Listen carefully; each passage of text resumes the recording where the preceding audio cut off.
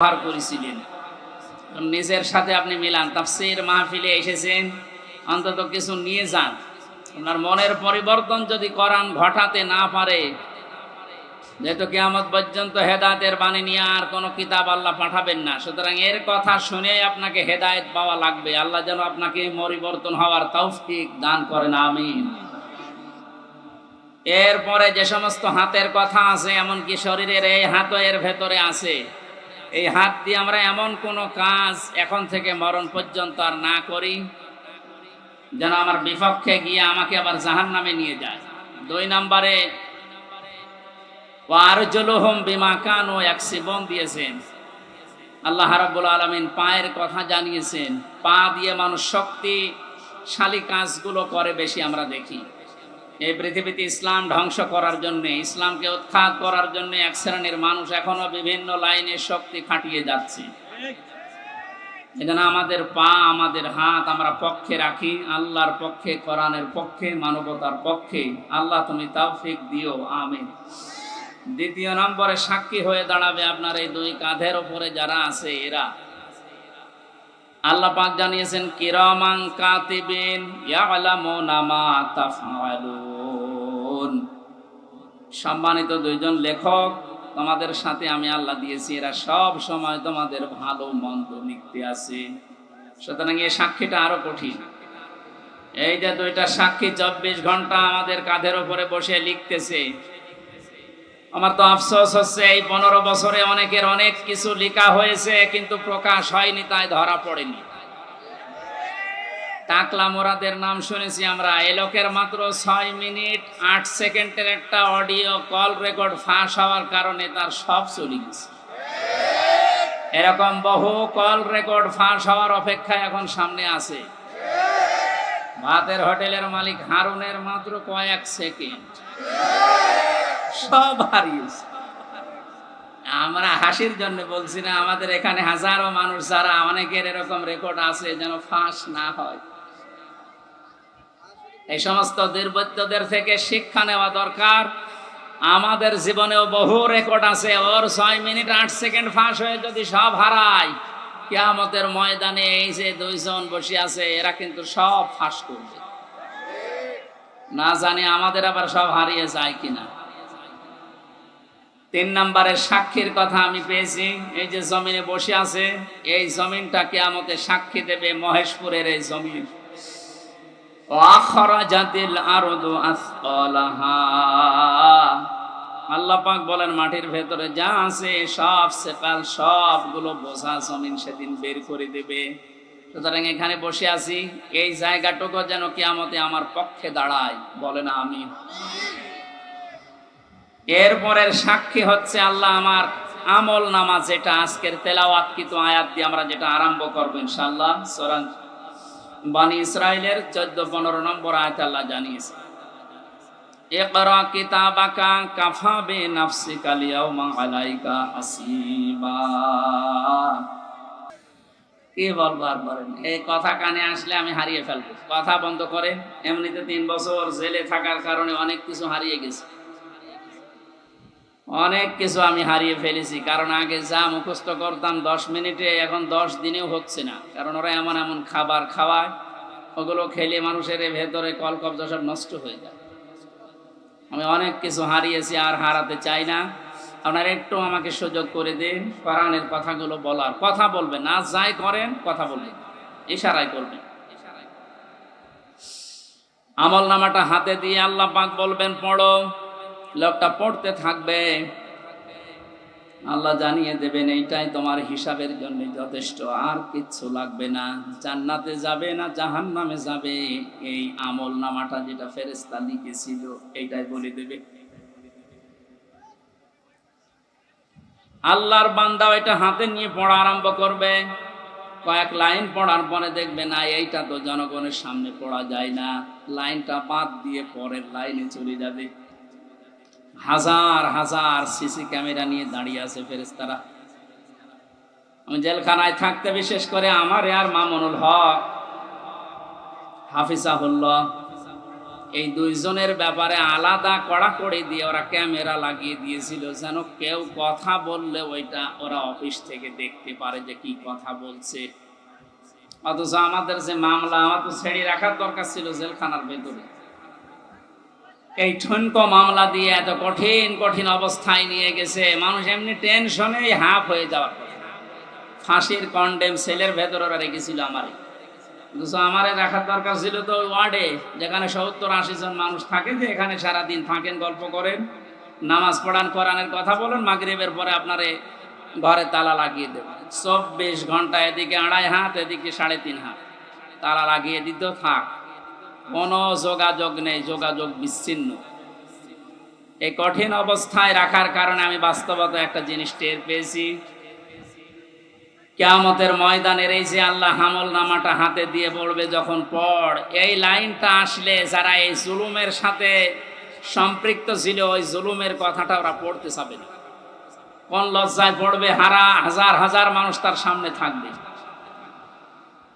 আল্লাহর ফেরেশতারা ডাক দিয়ে বলবে, না, আজকে আর ফাঁকি দেওয়ার কোনো রাস্তা নেই, কত ক্যামেরা সামনে, সব ফেরেশতারা দেখছে, পড়ো, এই লাইনটাও পড়ো, বিনা কারণে মানুষকে কেন কষ্ট দিয়েছিলে এইটা পড়ে শোনাও।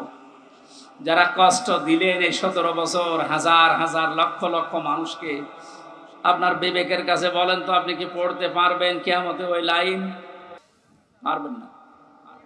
এই জন্য তওবা করার সময় যেহেতু এখনো শেষ হয়নি, পশ্চিম দিকে এখনো সূর্য ওঠেনি, আপনি এখনো তওবা করতে পারেন যদি আল্লাহ কবুল করেন। কিন্তু দুঃখজনক হলো সত্য একটা ভয়ঙ্কর তথ্য, আল্লাহু লা ইয়াহদিল কওমাজ জালিমিন, জালেমদেরকে আল্লাহ হেদায়েত দেয় না। আপনার কপালে যে কি আছে, নিজের কপালে আপনি নিজে কোড়াল মেরেছিলেন। আপনার জন্য এখন আমরা যারা মুসলিম, আমাদের আফসোস হচ্ছে যে আপনি কি করলেন, দুনিয়াও শেষ করে দিলেন, আপনার আখিরাত তো ধ্বংস অলরেডি হয়ে গেছে। আপনার থেকে আমরা শিক্ষা নিতে চাই, আমাদের বাকি জীবনে যেন আমরা এমন কোনো কাজ না করি যেটা আমি জনগণের সামনে পড়তে পারবো না, ঠিক আছে? তাহলে এই মাহফিল সাকসেস হবে। তাছাড়া আমি একেবারে হাব্বা জাব্বা দিয়ে এলে স্টেজ সব ভেঙে ফেললাম, কোনো কাজ আছে? বাংলাদেশে ইসলাম কায়েম হয়ে গেল মনে করেন, কিন্তু আমার নাজাত হইল না, লাভ আছে? বলেন না কেন? ইসলাম কায়েম হোক না হোক, আমার চেষ্টা করা লাগবে এই জমিনে।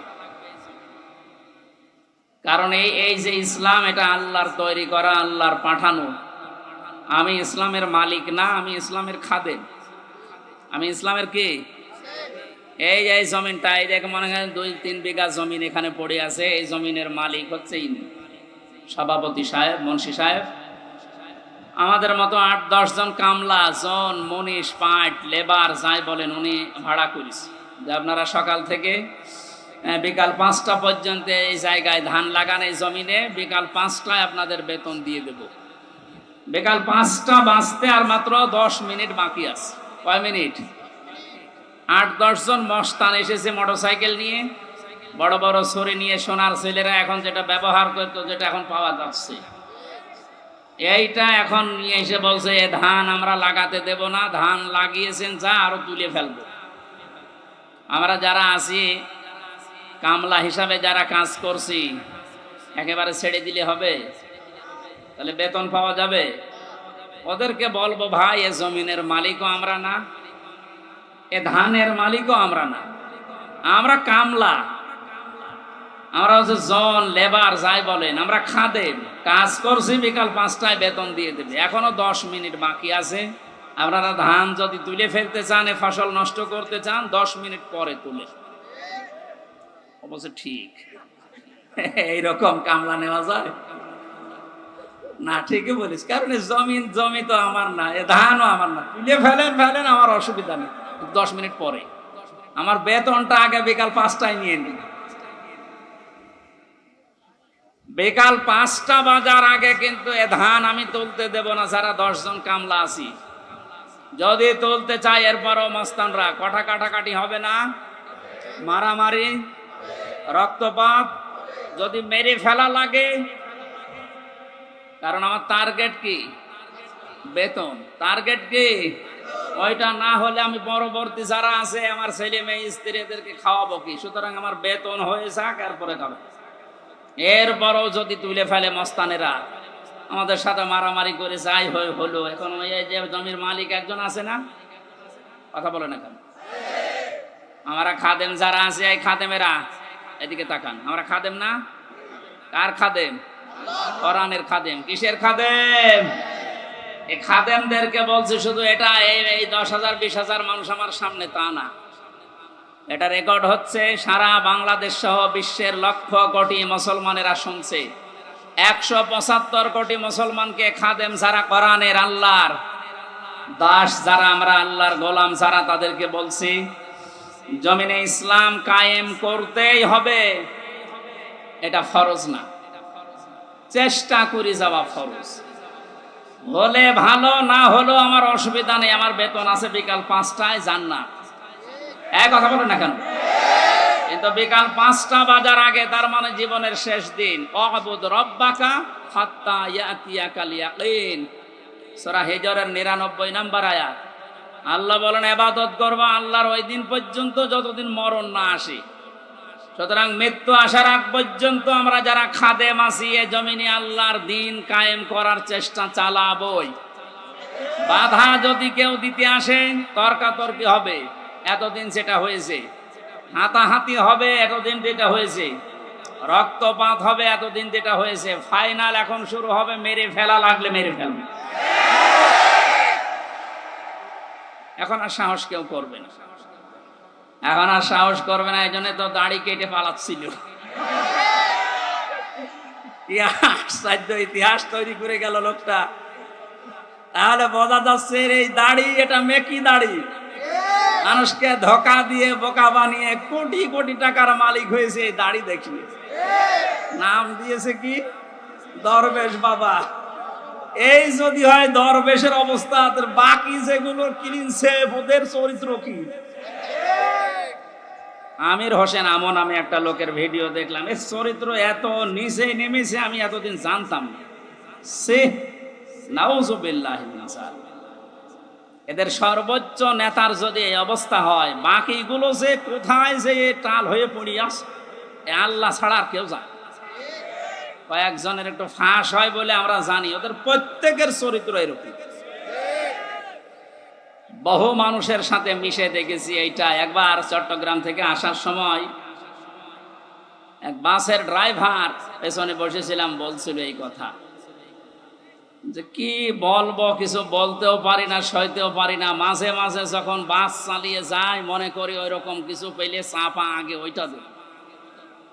কত রাগ একটা মানুষের তৈরি হলে এ কাজ করতে পারে বলেন তো? যদিও হত্যার পক্ষে আমি না, কিন্তু ঝিনাইদহ শহরে একজনের লাশ দেখলাম টাঙিয়ে জুতা দিয়ে পিটাচ্ছে।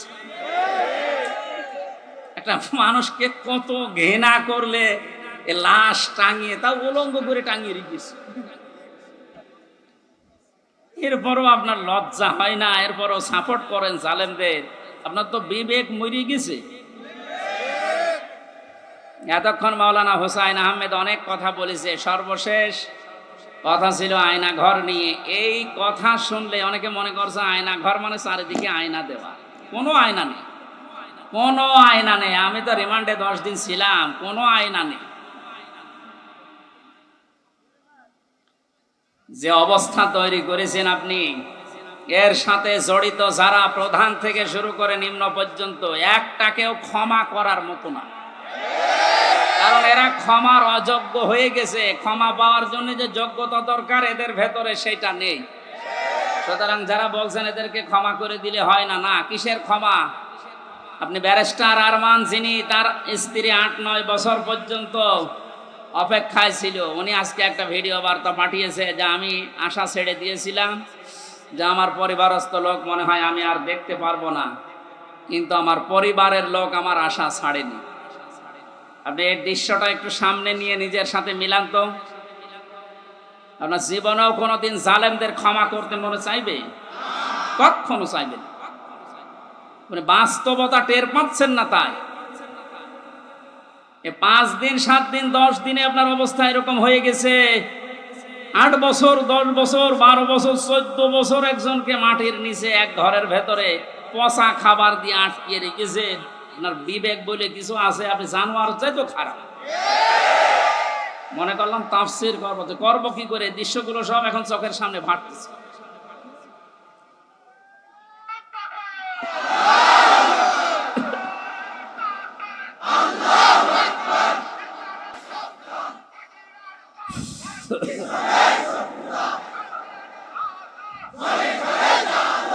আলহামদুলিল্লাহ ভাই।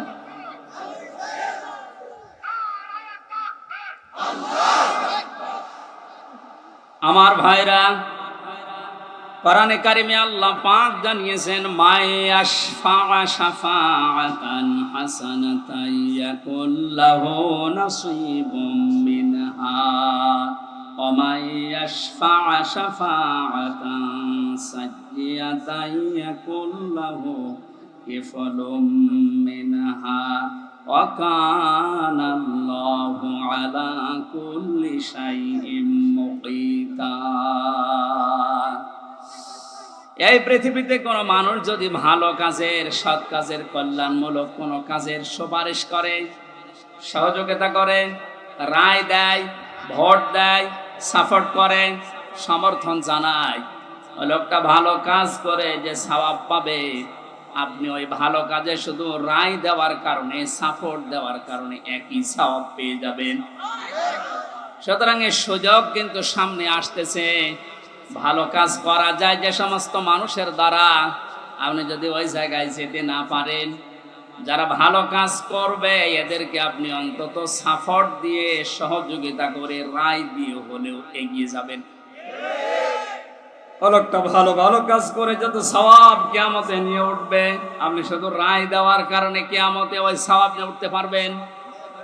পরবর্তী শব্দ দেখেন, ওমাই ইয়াশফা শাফাআতান সাইয়্যাতান ইয়াকুল্লাহু কিফলুম মিনহা।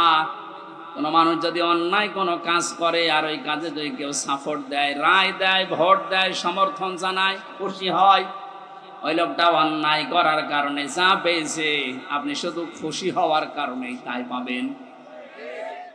এত জুলুম নির্যাতন দেখার পরও যদি কোনো মানুষ জালেমের পক্ষে রায় দেয়, ওই জালেম কিয়ামতে যেভাবে উঠবে আপনাকে আল্লাহ ওইভাবেই তুলবে।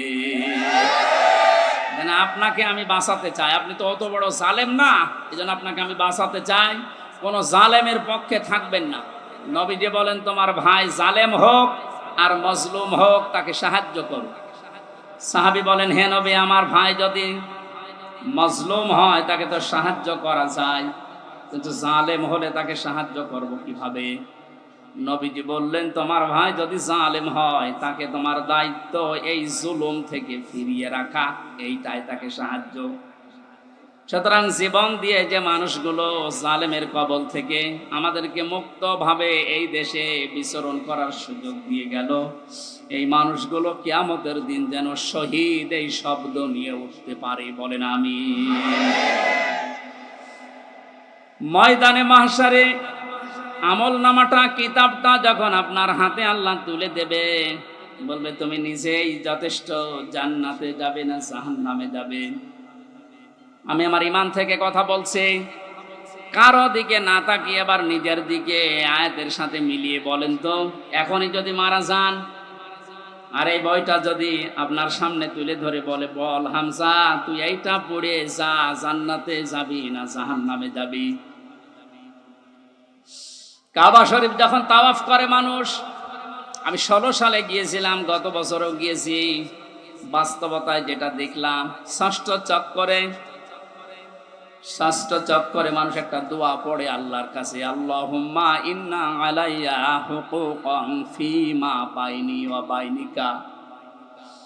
কাবার সামনে নিয়ে বলে, রব্বুল আলামিন তুমি আমার মালিক, আমি তোমার গোলাম, তোমার ভেতরে আমার ভেতরে বহু দেনা পাওনা আছে, আমি বান্দা হিসাবে, দাস হিসাবে, গোলাম হিসাবে যা যা পাবো তুমি সেই বীর্য থেকে শুরু করে হামজা বানিয়ে সব দিয়ে দিয়েছো।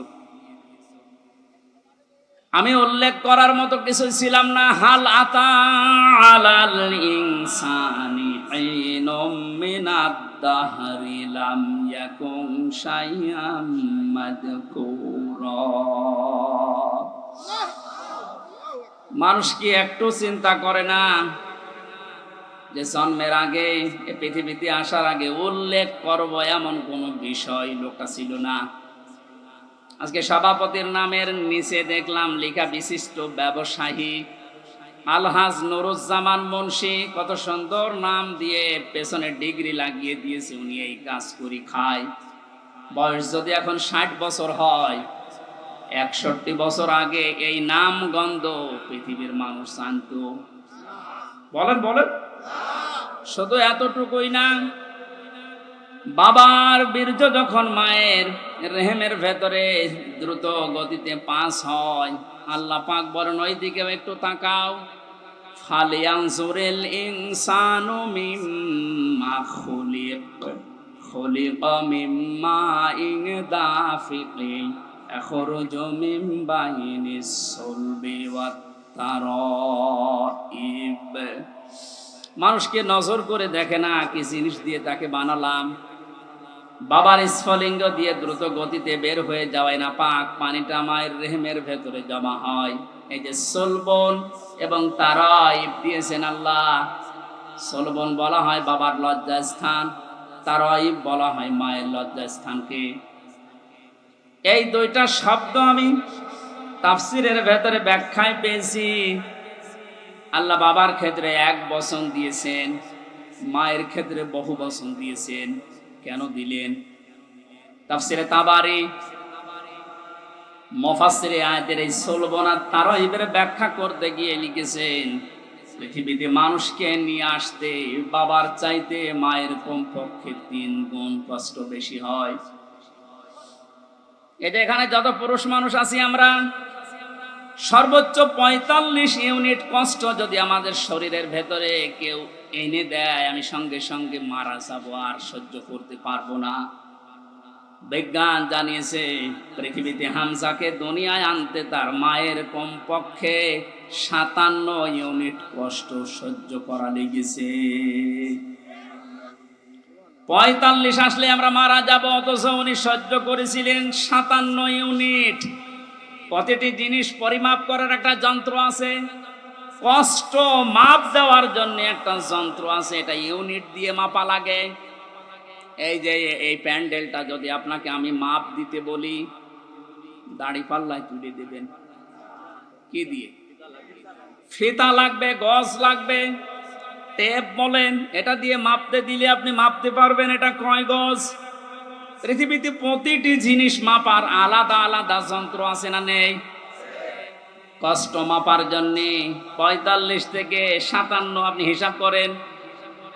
এতগুলো কষ্ট সহ্য করার পরেও শুধু শেষ করেননি। সূরা হাক্কাত 15, 16, 17, 18 এই আয়াতগুলোর তাফসিরে পেয়েছি। হামালাতুহু উম্মুহু কুরহা ওয়া ওয়াদাআতুহু কুরহা ওয়া হামলুহু ওয়া ফিসালুহু 30 শাহরা ইলা আখির আয়াত। আল্লাহ পাক বলেন তোর মা তোকে কষ্টের পরে কষ্ট সহ্য করে পেটে বহন করেছে। শুধু এতটুকু শেষ করেনি, ডেলিভারির যে কষ্টটা এটাও সহ্য করেছে। এতটুকু শেষ করেনি, 2 থেকে 2.5 বছর পর্যন্ত বুকের দুধ খাওয়িয়েছে।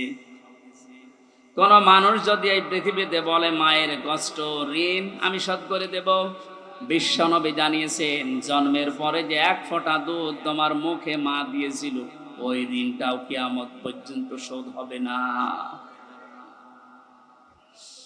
মায়ের এই কষ্টের কথা শোনার পরে যে মানুষগুলোর ভেতরে আবেগ আপ্লুত হয়ে মায়ের কথা মনে হচ্ছে যে এই কষ্ট সহ্য করেছে আমার মা, অবশ্যই তাদের উচিত হবে আল্লাহর ইবাদতের পরে মা বাবার দিকে খেয়াল করা, তাদের খেদমত করা।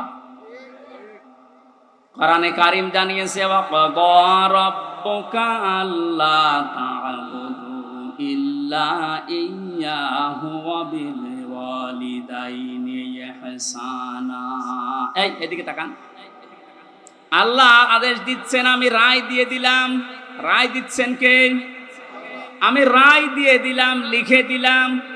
এই যে কযা মানে ফয়সালা করে দেওয়া, রায় দেওয়া, লিখে দেওয়া, সিদ্ধান্ত জানানো। আমি আল্লাহ সিদ্ধান্ত নিয়েই ফেলেছি, রায় দিয়ে দিয়েছি যে আমার ইবাদতের পরে আর কারো ইবাদত করা যাবে না। আর মা বাবার খেদমত করা লাগবে, তাদের পেছনে খরচ করা লাগবে। মহেশপুরবাসী এখানে একটা শিক্ষা পেয়েছি আমি, আল্লাহর ইবাদত করা, আল্লাহর আইন মানা নফল না ফরজ? আরো জোরে বলেন। মা বাবার আইন মানা। আপনি আলেম, আপনি কথা বলবেন। যারা জানেন না মুখ খুললেন কেন বলেন তো? আমি এখানে একটা শিক্ষা নিতে চাই, আমি গতানুগতিক কথা বলি না। আপনি দেখেন তো কি এখান থেকে বের হয়। আল্লাহর আইন মানা আমরা দেখলাম ফরজ, প্রশ্ন করা যাবে? বলেন না কেন? আল্লাহর আইন আপনার বুঝে আসুক বা না আসুক, এটাই ফাইনাল, কোনো প্রশ্ন। আল্লাহর আইন মানা কি? সবাই মুখ খোলেন তো কি? মা বাবার আইন মানা ফরজ। এই যে মাঝখানে ওয়া আছে, মা বাবার আইন মানা ওয়াজিব না, ফরজ না, ওয়াজিব না। মা বাবার খেদমত করা ফরজ, আইন মানা শুধুমাত্র আল্লাহর ফরজ। কার? আরো জোরে বলেন। আর আল্লাহর পরে রসুলকে আল্লাহ শরীয়ত প্রণেতা বানিয়েছেন, শারে। এজন্য উনি যে নিয়ম নীতিগুলো দিয়েছেন ওইগুলো ফরজ। মা বাবার আইন মানা ফরজ নয়, তাদের সেবা করা, খেদমত করা, টাকা পয়সা তাদের পেছনে খরচ করা কি? বলেন না কেন? কেন ফরজ কেন? আল্লাহ রাব্বুল আলামিন দলিল দিচ্ছেন, অখফিদ লাহুমা জানাহা যুল্লি মিনার রাহমা। এইদিকে তাকান, এটা আলেম না? এটা শব্দটা আছে অখফিজ, খফজন মানে ডাউন করা, এরপরে ফল করা। খফজন মানে কি?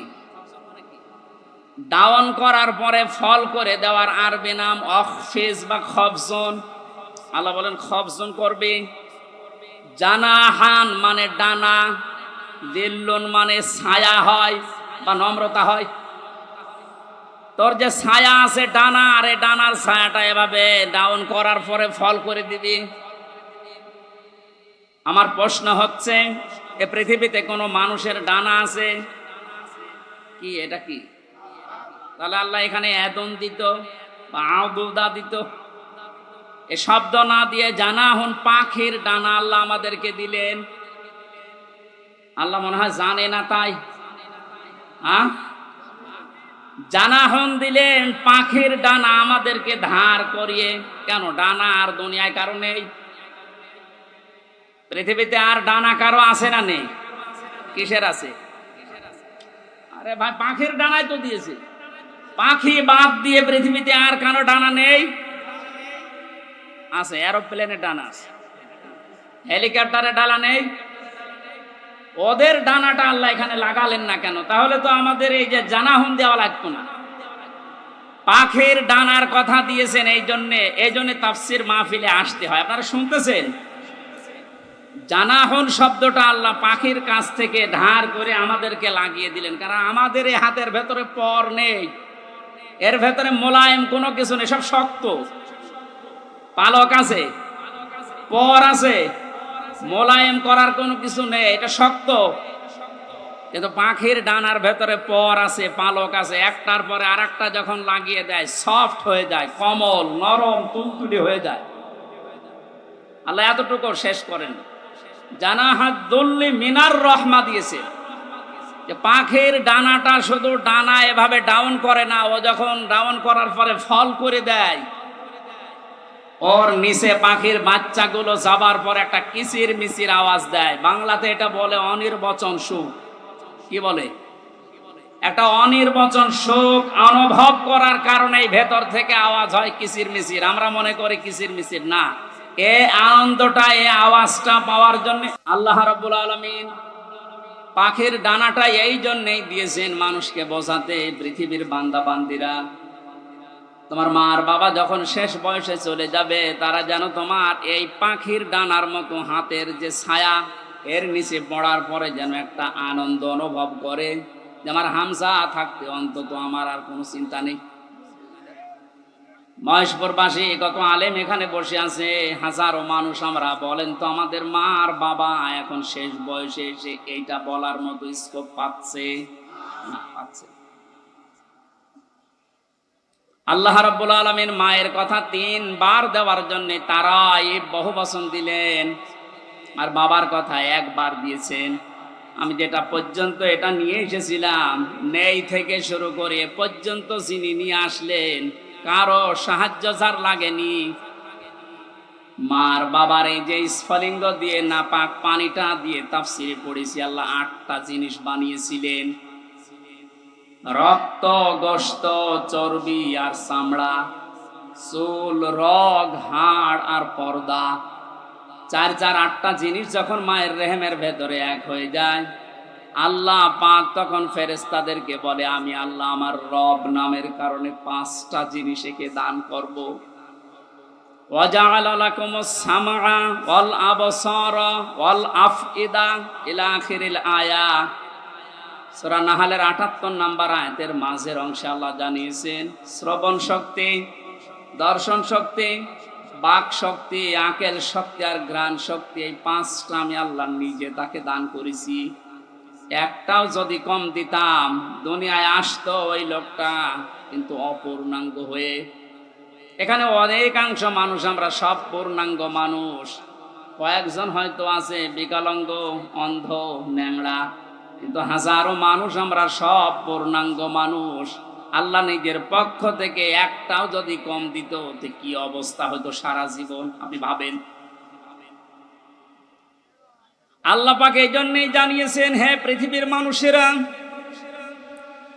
নেই থেকে শুরু করে উল্লেখ করার মতো একটা জায়গায় তোরে নিয়ে আসলাম, এরপরও আমার সাথে তোর নাফরমানি কমে না। কাইফা তাকফুরুনা বিল্লাহি ওয়া কুনতুম আমওয়াতান ইলা আখিরি আয়াত। বালাগাত মানতিক যারা পড়ায় বা জানে, কাইফা শব্দটা 11টা বিষয়ের আগে আল্লাহ ব্যবহার করেন। কাইফা শব্দের প্রথম ব্যবহার হচ্ছে মানতিকের কায়দায়। আল্লাহরও বিশ্বাস হতে চায় না এমন জায়গাকে আল্লাহ কায়ফা দিয়ে শুরু করেন। এটা এতক্ষণ যেটা বলছিলাম, বীর্য থেকে শুরু করে এ পর্যন্ত আনার পেছনে কারো কোনো অবদান নেই। মার বাবা শুধু এক বিছানায় ছিল, এতটুকু তাদের কাজ। বাকি যা করার বলেন তো কে করেছে?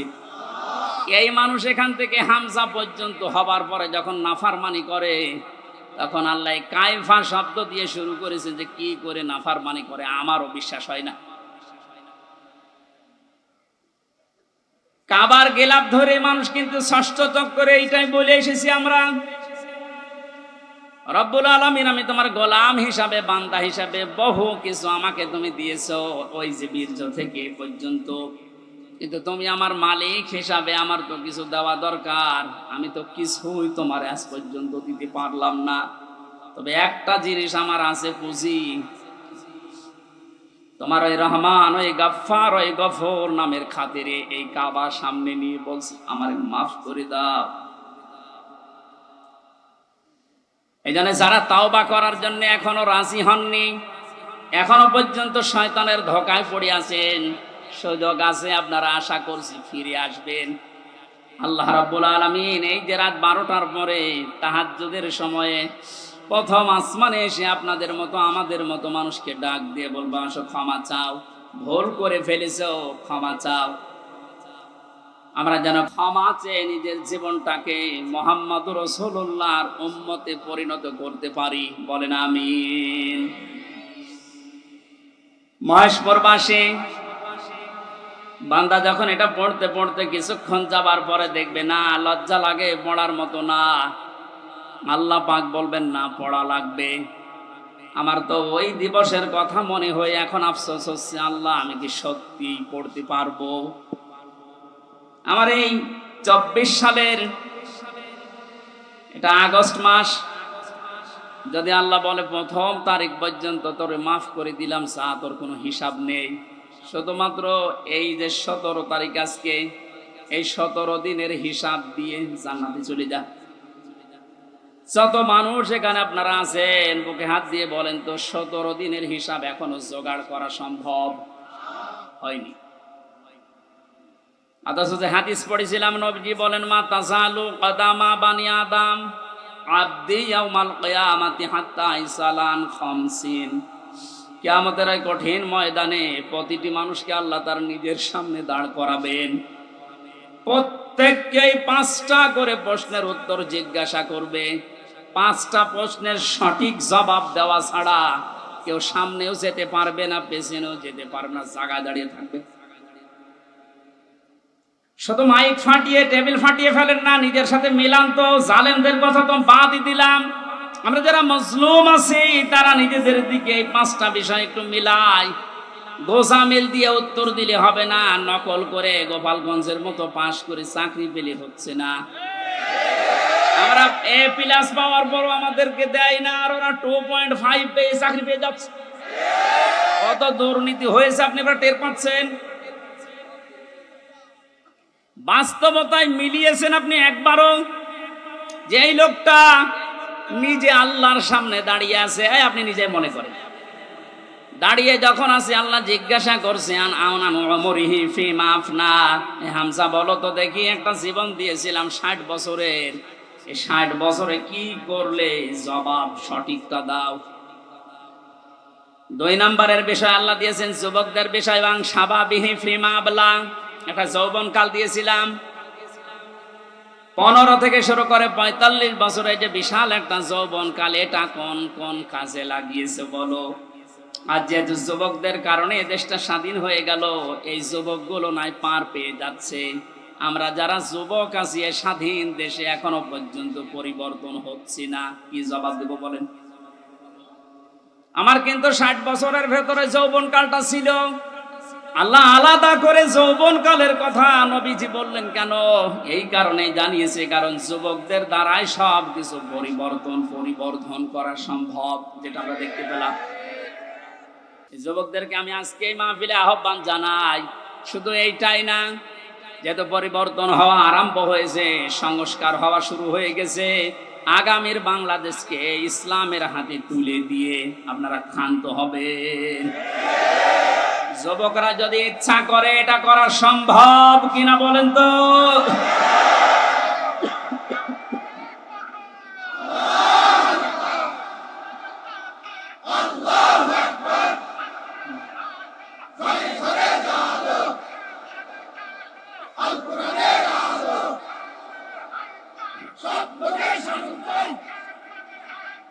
আল্লাহর আইন চাই।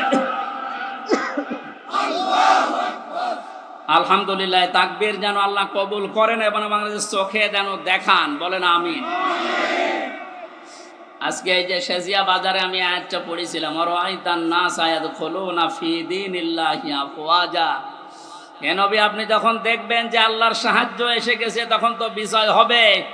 দলে দলে পালে পালে মানুষ ইসলামে প্রবেশ করছে, যেটা আমরা এখন চর্মচোখে সারা বাংলাদেশে দেখতে পাচ্ছি। একটু যাদের বিবেক আছে, একদম মরে যায়নি, তারা আজ সবকিছু ভুলে ইসলামে চলে আসছে। কারণ ইসলামের মালিক ওরা জানে যে দেশে জামাত ইসলাম শিবির চরমনা এরা না, ইসলামের মালিক কে?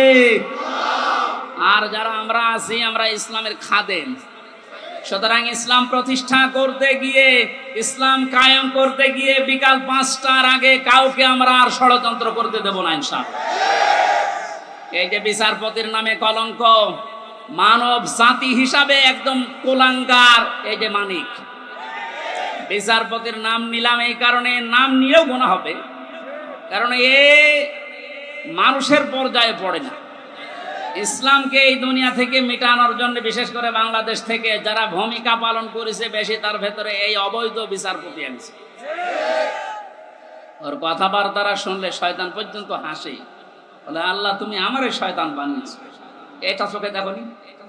আমি মাঝে মাঝে ওরা দেখি আর ভাবি আমি তো শয়তান দেখি না, যদি দেখতাম মনে হয় এরকমই না, একটা টাটকা নির্ভেজাল শয়তান। সুতরাং এরকম শয়তানের অনুসারী যারা আছেন, তুরিন আফরোজ থেকে বহু শয়তানকে 15 বছর দেখলাম।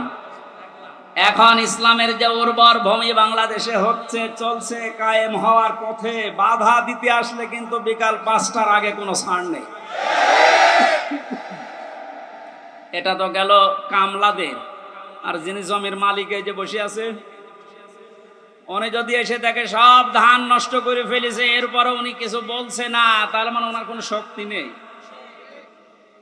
বিশ্বাস করেন, মনে মনে চিন্তা করেন ওনার শক্তি নেই তা না, এখন হয়তো কিছু বলছে না, গোপনে ওনার কোনো কিছু আছে। যেদিন ধরবে ওইদিন বাপ বলার সময় দেবে না, যেটা আমার আল্লাহ এখন মালিক হিসাবে করছে। ইন্না বাদশা রব্বিকা লাশাদীদ, তোমার রবের ধরা বড় শক্ত ধরা। নৌকায় উঠে পালাতে গিয়েও পারে, পারবে কি করে? কারণ ওরে তো আমরা ধরি নাই, ধরেছে কি?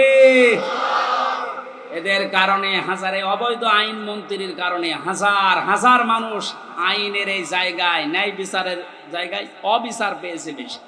তার বাস্তব প্রমাণ আমি নিজে না, সিএমএম কোর্ট, জজ কোর্ট, হাইকোর্ট মিলিয়ে আমার মামলা কতবার তুলেছে। এই যে আমার মামা বসে আছে, মামা শ্বশুর, আমার চাচা ছিল ঢাকায়, বাবা তো ওগুলো বোঝে না ভালো, রাত দিন ধরে চাকরি করে বেটা, এরপরও রাত দিন এখানে ওখানে উকিল ধরে করবে কি?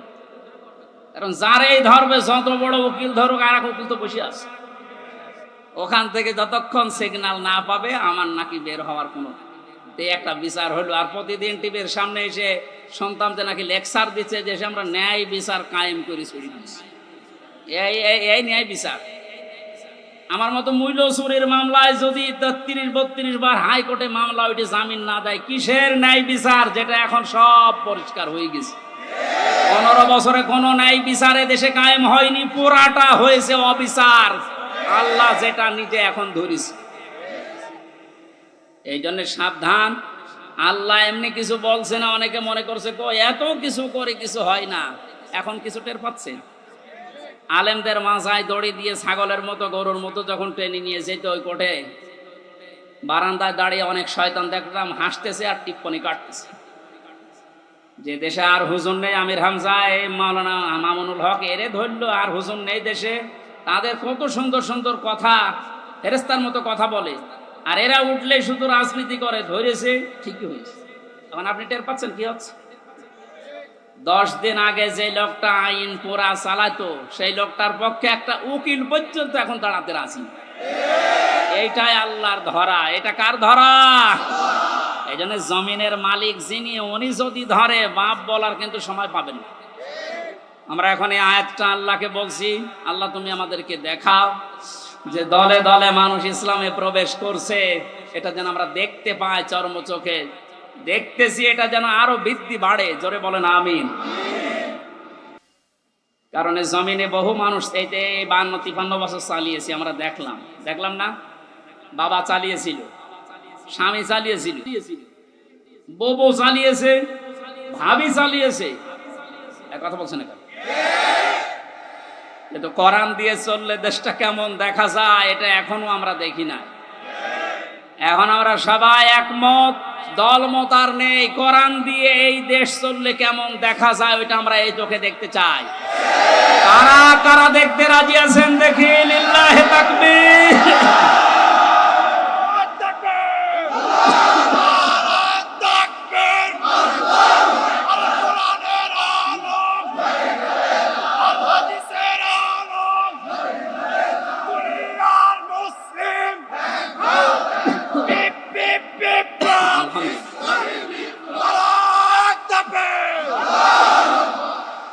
কোরআনের খাদেম আমরা যারা এখানে বসে আছি, আমাদের কোনো টেনশন নেই। কায়েম হলেও এদেশে ভালো, না হলেও আমার কোনো লস নেই। আমার বেতন আছে বিকাল 5টায়, তার নাম জান্নাত, ওটা আল্লাহ আমাকে দেবে। কারণ বিকাল 5টা পর্যন্ত জমিটা একটু দেখে শুনে রাখতে পারলে উনি যেমন বেতন দেবে, আল্লাহ আমাদেরকে জমিনে কাজ করার জন্য বেতন দিতে পারে না? ওই বেতন পাওয়ার আশায় আছে। কিয়ামতের ভয়াবহতার কথা আজকের তেলাওয়াতকৃত আয়াতগুলোতে ছিল। যেহেতু আমরা বলেছিলাম 1 ঘন্টা, এই জন্য খুব তাড়াতাড়ি করছি, সামারাইজ করছি। আল্লাহ রাব্বুল আলামিন সূরা হাক্কাত 52টা আয়াত দিয়েছেন। কিয়ামতের যে ভয়াবহ দৃশ্য, এগুলো আল্লাহ তুলে ধরেছেন প্রথম থেকে। পুরাটা তাফসীর করতে গেলে অনেক সময় লাগবে। সামনে আরো 2টা মাহফিলে এলাকায় আছে, আমরা ওখানে ধারাবাহিকভাবে বলবো ইনশাআল্লাহ। আজকে খুব কম সময় নিচ্ছি। হাক্কাতের 19 থেকে শুরু করে যতটুকু পারা যায়। আল্লাহ রাব্বুল আলামিন বলেন, ফাআম্মা মান উতিয়া কিতাবাহু বিয়ামিনিহি ফায়াকুলু হাউমুকরাউ কিতাবিয়া। কিছু তথ্য আছে, নতুন আলেমরা যারা, জ্ঞানী মানুষ যারা, ভালো করে শুনবেন। আল্লাহ পাক বলেন কিয়ামতের কঠিন ময়দানে যেদিন বিচার শুরু হবে, ফাকাইফা তাত্তাকুনা ইন কাফারতুম ইয়াওমা ইয়াজআলুল বিলদানা শিবা, এত কঠিন ভয়ঙ্কর সালসালা অবস্থা তৈরি করব, যুবক মানুষ বুড়ো হয়ে যাবে। ও বাংলার মুসলমানেরা, 8টা বছর যে লোকটা আয়না ঘরে ছিল আজকে দেখতে পেলাম। এই যে ব্যারিস্টার আরমান, যুবক বয়সের যে ছবি, 8 বছরে তার অবস্থান কোথায় গিয়ে দাঁড়িয়েছে আপনি তাকান। তা তো 8টা বছর জুলুমের স্টিম রোলার চলার কারণে তার অবস্থা এখন এই। অথচ আল্লাহ জানিয়েছেন কিয়ামতে এমন ভয়াবহ অবস্থা তৈরি করব, দৃশ্য দেখেই মানুষ সঙ্গে সঙ্গে যুবক মানুষ বুড়ো হয়ে যাবে। ওনার বুড়ো হতে সময় লেগেছে 8 বছর, কিয়ামতে আমার বুড়ো হতে সময় লাগবে কয়দিন? মুহূর্তের ভেতরে চোখের পলক পড়তে বুড়ো হয়ে যাবে মানে যুবক মানুষ। কি অবস্থা হবে এবার ভাবেন। ইয়াউমা ইয়াফিরুল মারউ মিন আখি, প্রথমেই পালাবে মানুষ দেখলেই তার আপন ভাই থেকে। ওয়া উম্মিহি ওয়া আবি, তার মায়ের কাছ থেকে, বাবার কাছ থেকে। ওয়া ফাসিলাতিহি আল্লাতী তুবি, আল্লাহ পাক বলেন তার জ্ঞাতি গোষ্ঠী, তাকে যারা আশ্রয় দিত, এই মানুষগুলো পালাতে থাকবে। ও দুনিয়ার মানুষেরা, পৃথিবীতে আমরা বিপদে পড়লে, হামলা মামলার শিকার হলে আগে ভাই আগিয়ে আসে, বাবা আসে, বংশের লোক আসে, জ্ঞাতি গোষ্ঠী যে দল করি ওই দলের লোক আসে। আল্লাহ পয়েন্ট আকারে ওগুলো আগে দিয়েছেন যে এইগুলো আগে পালাবে। একটা বারের জন্য আপনার বিবেকে নাড়া দেয় না যে এইগুলো যদি পালায়? যারা ধোকা দিয়ে অনেককে 15 বছর বোকা বানিয়ে রেখেছিল, পীরের নামে হাজার হাজার লক্ষ লক্ষ ভণ্ড বেরিয়ে, যে কোনো চিন্তা নেই আমরা আছি, ওরা আগে পালাবে। আমরা বিবেককে একটু রায় দেয় না যে মা যদি পালায়, বাবা যদি বলে না আমি বিয়ে করিনি, সন্তান পাবো কোথায়? আমার তো এই আয়াত পড়ার পরে বিশ্বাস হয়, লক্ষ কোটি পীরেরা বলবে আল্লাহ দুনিয়া আমি পীরই ছিলাম, মুরিদ পাবো কোথায়? এই জন্য কোন ভণ্ডের উপরে আশা আকাঙ্ক্ষা ভরসা না করে নিজের কাজের দিকে ভরসা করেন। আল্লাহ বলেন তোকে পড়তে দেব, পড়, ধরে আমল নামাটা পড়। ফায়াকুলু হাউ মুকরাউ কিতাবিয়া ইন্নী যানানতু আন্নী মুলাকিন হিসাবিয়া, কিতাবটা হাতে নিয়ে পড়তে আরম্ভ করবে আর বলবে অবশ্যই আমি এটা বিশ্বাস করে চলতাম যে আমাকে একদিন আল্লাহর দরবারে এভাবে হিসাব দেওয়া লাগবে। শুধু এই আয়াতটাই মানুষের জীবন পরিবর্তন করে দিতে পারে। কষ্ট হচ্ছে আপনাদের? আয়াতটার তাফসিরে আমি তাবারিতে পড়েছি, খলিফাতুল মুসলিমিন হযরত ওমর রাদিয়াল্লাহু তাআলা আনহু তার সন্তানটাকে একবার ভর্তি করলেন মাদ্রাসায়। হোসাইন রাদিয়াল্লাহু তাআলা আনহু ওই সময় প্রধান বিচারপতি হযরত আলীর সন্তান, তিনিও মাদ্রাসায় পড়তে বলে কলম ফেলে দিচ্ছিলেন, বলে তুলে দাও তুলে দাও তুলে দাও। 3 বার তুলে দেওয়ার পরে প্রধান মন্ত্রীর ছেলে এজন্য একটু রাগ হয়ে গেছে, ডাক দিয়ে বলে কলম ফেলে দিতে বলো, বারবার আমারে তুলতে বলো, আমি খাদেম তোমার চাকর। হযরত হোসাইন বলে ফেলেছেন তুমি শুধু চাকর না, তুমি চাকরের বাচ্চা, খাদেমের বাচ্চা। খাদেম বাড়িতে যে আব্বাকে বলছে আব্বা আমি আর পড়বো না, কেন? আমাকে গালি দিয়েছে, ছোট করেছে আমার বন্ধুদের মাঝে, তুমি বিচার করো হোসাইনের। আজকে না, জমার দিন বিচার হবে। খুতবা দিচ্ছিলেন হযরত ওমর, ডাক দিয়ে বললেন হোসাইন এখানে আসো। বলে হ্যাঁ সামনে আসো। তুমি আমার সন্তানকে গালি দিয়েছো, খাদেমের বাচ্চা, খাদেম বলে অপমান করেছো। হযরতে হোসাইন বললেন হ্যাঁ আমি বলেছি। তিনি বলেন কেন বললেন? হযরতে হোসাইন ওখান থেকে দাঁড়িয়ে বলে খলিফা, বুকে হাত দিয়ে বলেন তো আপনি কি আমার নানার খাদেম ছিলেন না? হযরত ওমরের কথা বন্ধ হয়ে গেছে, চোখের পানি ফেলে বলে আমি তো খাদেম ছিলাম, এভাবে তো ভাবি নাই। আমি যে খাদেম ছিলাম এটা তো আমি তো জানি, তুমি কি লিখে দিতে পারবে যে আমি খাদেম ছিলাম তোমার নানার? কাগজ নিয়ে আসেন। খেজুর পাতা নিয়ে এসেছে, লিখে দিলেন এই ওমর আমার নানার খাদেম ছিল, আমি দেখেছি, এতে হোসাইন ইবনে আলী, সই করে দিলাম। কাগজটা হাতে নিয়ে হযরত ওমর বলেন নবীর সাহাবীরা বিচার হয়ে গেছে, ছোট মানুষ আব্দুল্লাহ, ও তো বোঝে না, বলে কি বিচার করলে বাবা, তুমি তো এখনো মাছ ধর শুরু করনি। হযরত ওমর বলে, সন্তান, যে বিচার করিস এটা দুনিয়া না, মরণের পর কাজে লাগবে। আমি ইন্নী জনানতু আন্নী মুলাকিন হিসাবিয়া, আমি বিশ্বাস করে দুনিয়ায় চলি যে আমাকে হিসাবের মুখোমুখি হওয়া লাগবে।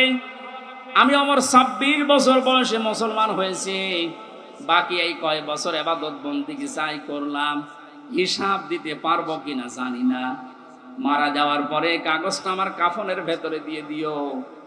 আল্লাহ যখন আমাকে তার সামনে তুলে ডাক দিয়ে বলবে হিসাব দাও, জীবনে কিছুই যদি কবুল না হয়, এই কাগজটা আল্লাহকে দেখিয়ে বলবো, রব্বুল আলামিন, তুমি আমার জীবনের কিছু যদি পছন্দ না করো, তোমার ভালো না লাগে, কাগজটার দিকে তাকাও, তোমার নবীর নাতি লিখে দিয়েছে আমি নবীর খাদিম ছিলাম, এ ওসিলাই হলেও তুমি আমারে মাফ করে দাও। জবাব দেওয়া, হিসাব দেওয়া কিয়ামতের ময়দান, এটা তাদের কোন পর্যায়ে ছিল? তারা কি বিশ্বাস করতো হিসাবিয়া? আর আমরা কোথায় আছি? আল্লাহ পাক বলেন হিসাব বড় কঠিন জিনিস, সেজন্য আমার নবী পর্যন্ত প্রতিদিন 100 বার করে দোয়া করতো, আল্লাহুম্মা ইন্না আলাইয়া হিসাবা ইয়াসিরা, হে আল্লাহ তুমি আর চাই করো আমার হিসাবটা সহজ করে দিও। নবীজি মাঝে মাঝে বলতেন, সাহাবীরা, আল্লাহর দয়া ছাড়া হিসাব দিয়ে কেউ জান্নাতে যেতে পারবে না। সাহাবীরা বলেন, হুজুর আপনি? বিশ্ব নবী বলেন, আমারও সম্ভব না, আল্লাহর দয়া ছাড়া হিসাব দিয়ে জান্নাতে যাওয়া। বাংলার মুসলমানেরা যারা আগে পেছনের সব অপরাধ আল্লাহ মাফ করে দিয়েছে, এই মানুষটা যদি 100 বার হিসাবের বিষয়ে চিন্তা করে 24 ঘন্টায়, আমাদের কতবার হিসাব আসা দরকার। এই হিসাবটা যত বেশি আসবে, এই দেশ থেকে দুর্নীতি তত বেশি পালাবে। আজ এক একটা মন্ত্রী, এক একটা নেতার ঘরে যত টাকা, যত স্বর্ণ পাওয়া যাচ্ছে, এর একটাই কারণ, এরা কোনোদিন বিশ্বাস করে না যে আর একটা জায়গা আছে যেখানে হিসাব দেওয়া লাগবে। এখন যারা দায়িত্বে আছেন, পরবর্তীতে যারা আসবেন, তারা 100 ভাগ বিশ্বাস করে ওই জায়গাগুলোতে যাবেন যে আমি আর চাই করি, আমাকে কিন্তু হিসাবের মুখোমুখি হওয়া লাগবে। বাংলার দুদক না, বাংলার বিচারপতি না, আমার যিনি আলাইসাল্লাহু বিআহকামিল হাকিমিন, সব চাইতে বড় বিচারপতি যিনি, ওনার সামনে আমার হিসাব দেওয়া লাগবে। কথা বলেন ঠিক কিনা? আমি হামজা সহ যত মানুষ এখানে বসে আছি, প্রত্যেককেই যেন এই আয়াতটা নিজের সাথে মিলিয়ে আল্লাহ আমাদের হিসাব যেন সহজ করে দেন, বলেন আমিন। এই লোকটাকে আল্লাহ সন্তোষজনক জীবন দান করবেন। এদিকে তাকান এবার, যে তথ্যটা বলার জন্য এতক্ষণ পর্যন্ত এদিকে ওদিকে আমি ছড়িয়েছিলাম, এইবার সে পর্যন্ত এসেছি, আলেমদেরকে বলছি,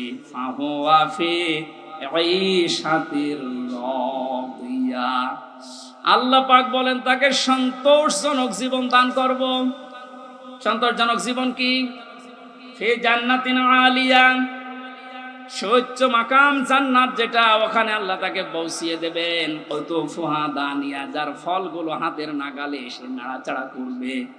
কুলু ওয়াশরাবু হানিয়াম বিমা আসলাফতুম ফিল আইয়ামিল খালিয়া। আল্লাহর পক্ষ থেকে ঘোষণা হবে, খাও, পান করো, মন মতো খাও, কারণ এই খাবারগুলো তোমাদেরকে জালেমরা দুনিয়ায় খেতে দেয়নি, এরকম আরামে জালেমরা থাকতে দেয়নি। 15 বছর অনেকে এই বাংলাদেশে নিজের স্ত্রীর কাছে রাখতে পারে নাই, নিজের ঘরে মাথা দিয়ে ঘুমাবে পারে নাই। এই কথা বলে না কেন? আম বাগানে, বাঁশ বাগানে, এমনকি ধানের ক্ষেতের ভেতরে মশারি টাঙিয়ে 15 বছর কাটিয়েছে এমন মানুষ হয়ে দেশে আছে।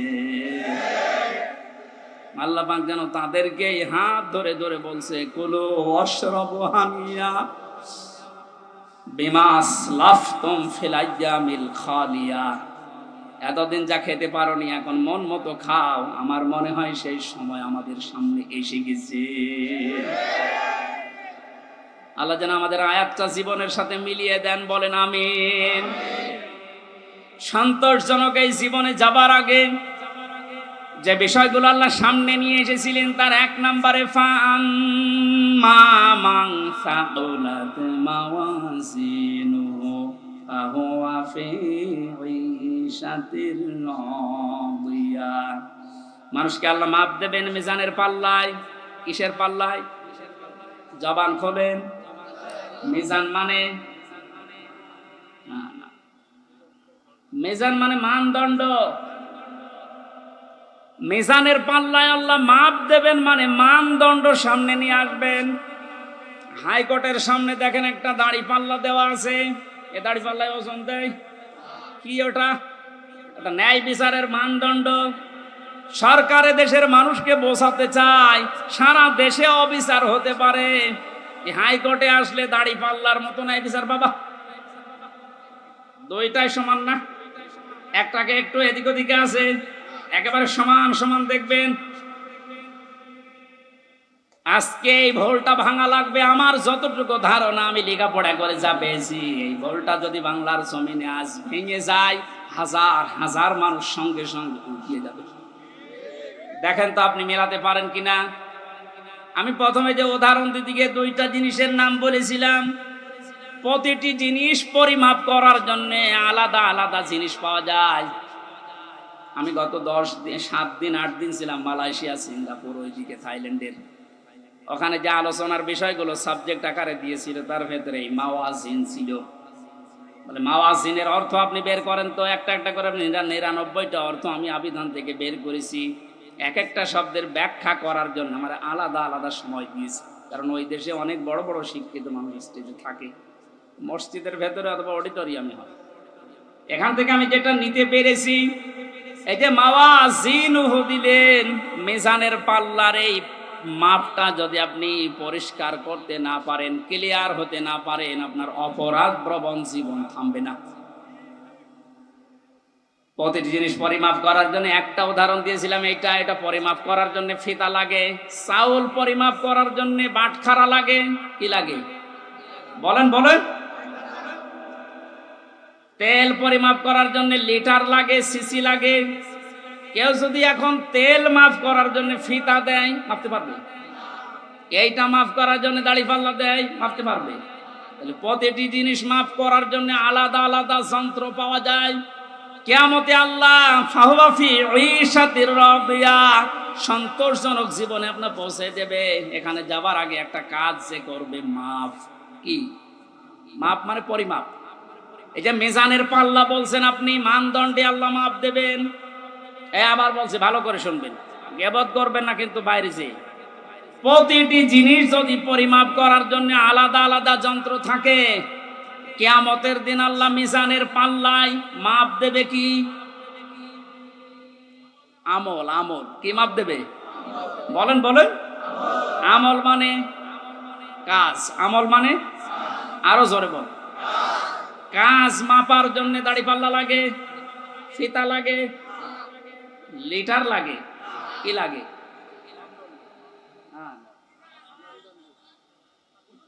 কে বলেছে না? কি ছাত্র ক্লাস করাচ্ছে আল্লাহ জানে। এটার জন্য তো আসতে হয়। মাপ দেওয়ার জন্য এই পৃথিবীতে গুরুত্ব লাগে। কাজ যদি কেউ মাপতে চায়, আমি কাজ মাপবো, কেজি দিয়ে মাপা যাবে যে কয় কেজি কাজ। আপনি কি ধরনের বিশ্বাস করেন? কিয়ামতে আল্লাহ এইদিকে আমল তুলে দেবে আর এদিকে বদ আমল। আমল মানে কাজ, কাজ কি 5 কেজি হয়? কি বুঝেছেন এতদিন? আল্লাহ মাপ দেবে কি? আমল। আমল এটা ক্লাস চলছে, জবাব দেন তো ছাত্রের মতো। আমল মানে বাংলায়, আমল মানে বাংলায়। আবার বলেন, আমল মানে বাংলায়। আরবিতে আমল, আরবিতে, ইংরেজিতে ওয়ার্ক। জিনিস সবই এক, জিনিস সবই কি? মাথায় যেটা আছে এটার এই দেশের নাম চুল। আপনি পাকিস্তানে চুল কেটে দেন, কিয়ামতের আগে কাটবে না। তো জিনিস তো একই, নাম বিভিন্ন দেশে বিভিন্ন জিনিস। নাম এক না, জিনিস কি এক না দুই? আমল, ওয়ার্ক, কাজ সব এক। সাধারণ জ্ঞানে আমরা বুঝলাম যেটা মাফ করার জন্য দাড়ি পাল্লা, এই সিসি লিটার কেজি লাগে না, এটা মাপতে হলে গুরুত্ব লাগে। কাজ মাপতে হয় গুরুত্বের ভিত্তিতে। কিসের? এখন গুরুত্বের ভিত্তিতে আমল যদি, কাজ যদি, ওয়ার্ক যদি মাপতে হয়, পৃথিবীতে সবচাইতে গুরুত্বপূর্ণ কাজ আল্লাহর দৃষ্টিতে ফরজ। বলেন না কেন? এরপরে ওয়াজিব, এরপরে সুন্নাত, এরপরে নফল, এরপরে মুস্তাহাব, এরপরে মুবাহ। সিরিয়াল আকারে ধরেন। আপনি সারা জীবন মুবাহ, সুন্নাত, মুস্তাহাব হাজার হাজার করেছেন, নফল, কিন্তু ফরজ ওয়াজিব করেননি। আপনার গুরুত্ব থাকবে কাজের? বলেন। এই স্টেজের গুরুত্ব কি? এই যে সামিয়ানা আর এই খুঁটি, এই দুইটা আসল জিনিস। এর ভেতরে আরো অনেক অন্য জিনিসও আছে, না দিলেও অসুবিধা নেই। এই যে লাইট যদি না দেন, স্টেজ থাকবে না। এই টেবিলটা না দিলে থাকবে না, এটা না দিলে বিউটিফাই হবে না। কিন্তু স্টেজ তো মানুষ বলবে যে সামিয়ানা আছে, খুঁটি আছে। আপনার জীবনে ফরজ কাজ 500। কয়টা? আপনি কোরআন পড়েন, 500 শরীয়তের বিধান পাবেন। 499টা আপনি করেছেন, একটা করেননি, আপনার পুরা জীবনের সব আল্লাহ বাতিল করে দেবে। এটা বাতিল যে করিয়ে দেবে কোথায় পেলেন? বলেন। আমি বেশি সময় নিয়ে ফেলছি, আর 5-7 মিনিট থাকবেন না? এই যে নামাজ, আমরা যারা এশার নামাজ পড়লাম, এশার নামাজের ভেতরে ফরজ ছিল 13টা, 12টা আদায় করেছে কেউ, একটা আদায় করে নাই। ওর নামাজে সওয়াব হবে 5টা। কি? 0, শূন্য, কিচ্ছু হবে না। এটা যেমন সহজে বুঝেছেন, কোরআনে কারিমে আল্লাহ 500 আয়াত শরীয়তের বিধান ফরজ এটা দিয়েছে। 499টা মেনেছেন, একটা মানেননি। আপনার জীবনে সওয়াব হবে 0, শূন্য, কাজের কোনো গুরুত্ব নেই। কিয়ামতে আল্লাহ যখন মাপবে একেবারে 0 হয়ে যাবে। এই পাল্লাটা ভারী হয়ে যাবে। আমি আশা করি বোঝাতে পেরেছি। এই জন্য জীবনে ফরজ যেন না বাদ যায়। কথা বুঝেছেন? নামাজ পড়া যেমন ফরজ, রোজা রাখা ফরজ, হজ করা ফরজ, সম্পদ থাকলে যাকাত দেওয়া ফরজ, দিন কায়েম করার চেষ্টা করা কি? এইটাকে কেউ যদি রাজনীতি, দুনিয়ার কাজ মনে করে এড়িয়ে যায়, কিয়ামতে ওকে যখন আল্লাহ মাপ দেবে, কাজের গুরুত্বের ভিত্তিতে কিচ্ছু পাওয়া যাচ্ছে না। 12টা ফরজ আদায় করে একটা আদায় না করলে যেমন 0 হয়, কোনো সওয়াব হয় না। আশা করছি কথার অর্থ আপনি বুঝেছেন। এখন না বোঝার ভান করে আছে। আমার মনে হয় আপনাকে ঝড়ে কোদাল দিলেও আর আপনি বসবেন না। যা বোঝার আপনি বুঝেছেন, এখন আপনি